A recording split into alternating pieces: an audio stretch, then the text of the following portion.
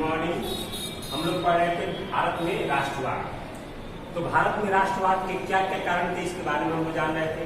तो पहला तो कारण था राजनीतिक कारण, जिसके बारे में मैंने आप लोग पिछले वीडियो में बता दिया था। दूसरा था आर्थिक कारण, जिसके बारे में मैंने आप लोग पिछले वीडियो बता दिया था।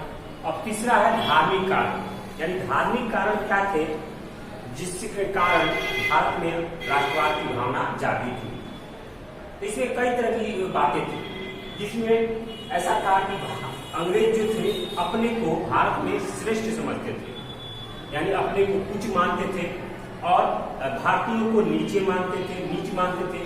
गोरे काले का भेद रखते थे, यानी गोरे जो लोग हैं वो उच्च है, जो काले लोग हैं वो नीच है। तो इस तरह की भेदभाव करते थे। इस तरह की भेदभाव यहाँ थी कि भारतीय लोगों को यहाँ के होटल, यहाँ के रेलगाड़ी, यहाँ के क्लबों में जाने की अनुमति नहीं थी, और अगर कोई जाता भी था तो उसके साथ गलत व्यवहार किया जाता था। यानी हर तरह की भावना वो यहाँ पर बिखेरते थे एक दूसरे के प्रति।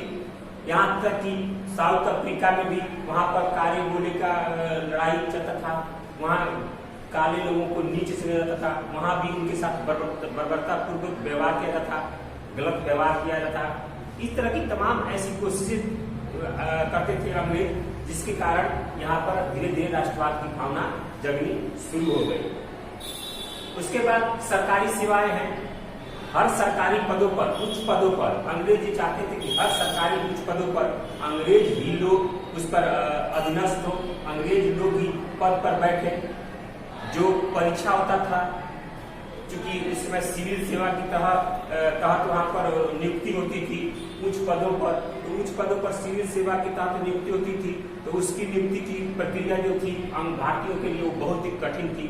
एक तो उसका जो लिखित परीक्षा होती थी, प्रतियोगिता परीक्षा होती थी, वो इंग्लैंड में होती थी। जब इंग्लैंड में होती थी तो बहुत सारे ऐसे लोग थे हमारे यहाँ के शिक्षित वर्ग जो इंग्लैंड जा भी नहीं पाते थे। अगर कोई चला भी गया, सफल भी हो गया, तो ऐसी ऐसी रणनीति बनाई जाती थी, ऐसी ऐसी नीति बनाई जाती थी ताकि वो किसी तरह असफल उसको घोषित किया जाए और उसको पद से हटा दिया जाए। तो इस स्थिति में वो हमेशा इस कोशिश में लगे रहते थे कि भारतीय किसी भी उच्च पद पर न बैठे, उच्च पद पर हमेशा अंग्रेज ही बैठे ताकि शासन चलाने में आसान हो। इसके कारण जो शिक्षित वर्ग था, जो हमारे देश के शिक्षित वर्ग थे, उन्होंने राष्ट्रवाद की उनमें भावना देखी और आंदोलन की तरफ आए, वो नेतृत्व की क्षमता लेकर आए।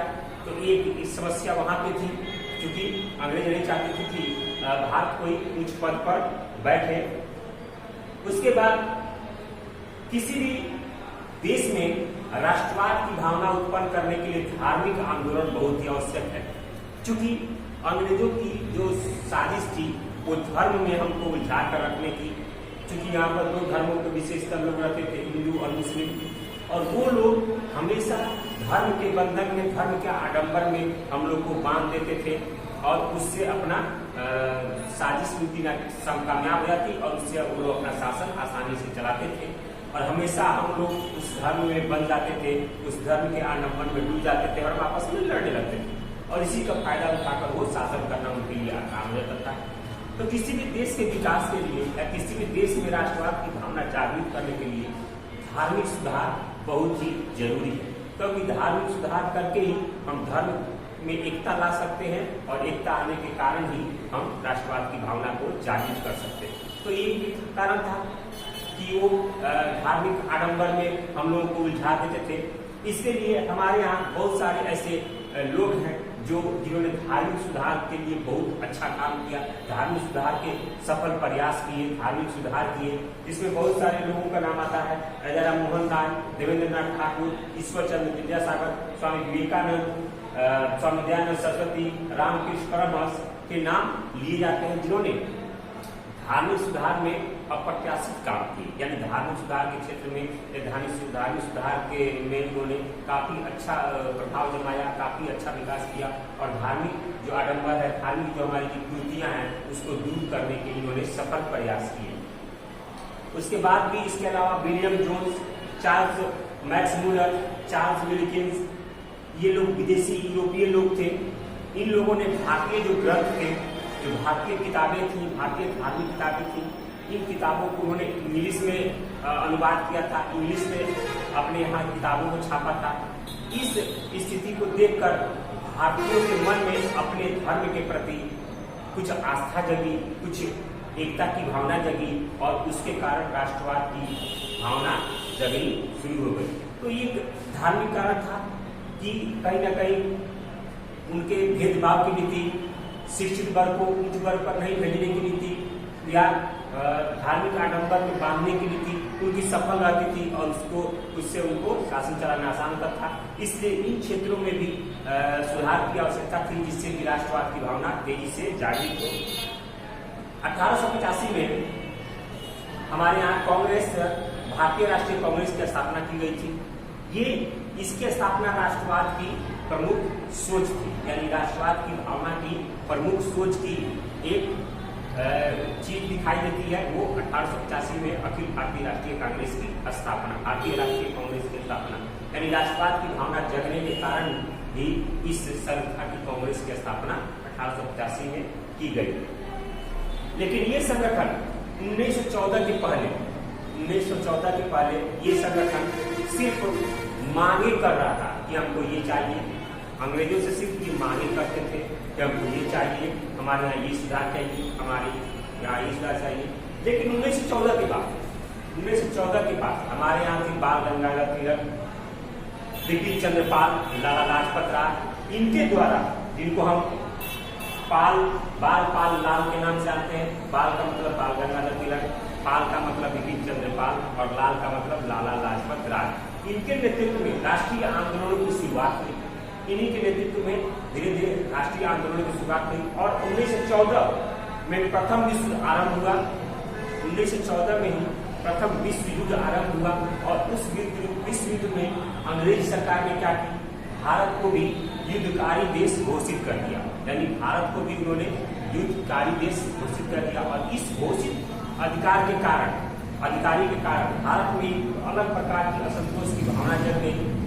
और उसी समय इन तीनों नेताओं के नेतृत्व में आंदोलनों की शुरुआत हो गई और हमारे यहाँ के जितने भी राष्ट्रवादी नेता थे वो उग्र हो गए और धीरे धीरे आंदोलनों की शुरुआत हो गई। तो इस तरह हम देखते हैं कि हमारे यहाँ जो धार्मिक कारण है, एक प्रमुख कारण थी राष्ट्रवाद की भावना जगने में, इसलिए कि इनमें कई राष्ट्रवादी नेता आए जिन्होंने धार्मिक सुधार किए, जो पक्षपात की नीति को हमारे शिक्षित वर्ग ने समझा, तो शिक्षित वर्ग भी इसमें आया और भी जिसके द्वारा शोषण हुआ करते थे, जिनको भेदभाव से गुजरना पड़ता था, वो धीरे धीरे राष्ट्रवाद की भावना उनमें चलती चली गई और धीरे धीरे एक नए क्रांति का रूप ले लिया और एक बहुत बड़े क्रांति का रूप ले लिया। और 1914 के बाद आंदोलनों की जो प्रक्रिया थी वो तेज हो गई और धीरे धीरे करते करते राष्ट्रवाद की भावना पूरे भारत में हर लोगों के मन में दौड़ गई और हर लोगों के मन में ये हो गया कि भारत एक गणराज्य के रूप में स्थापित करना है, भारत को एक गणराज्य बनाना है।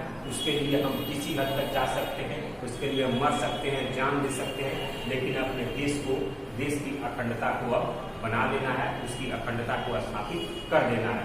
और इसके लिए उन्होंने हर सुधार को माना, हर सुधार को जाना और इसमें राष्ट्रवादी जो नेता थे, जो सुधारवादी नेता थे, जो हमारे समाज सुधारक थे, जो धर्म सुधारक थे, तो उनके बातों को लोगों ने माना, वो सराहनीय काम को लोगों ने समझा और जाके राष्ट्रवाद की भावना धीरे धीरे जगनी शुरू हो गई और पूरी क्रांति का रूप ले लिया और 1947 में हम लोग एक स्वतंत्र राष्ट्र के रूप में उभर कर सामने आए। तो ये था आप लोगों का धार्मिक कार्य। इस वीडियो में इतना ही। अगले वीडियो में हम आगे पढ़ेंगे प्रथम विश्व युद्ध के कारण और परिणाम, प्रथम विश्व युद्ध के कारण और परिणाम और इससे इस प्रथम विश्व से भारत का क्या संबंध रहा, इसके बारे में हम लोग पढ़ेंगे। आज के वीडियो में इतना ही। अगले वीडियो में अगले टॉपिक के साथ मिलेंगे हम लोग। धन्यवाद।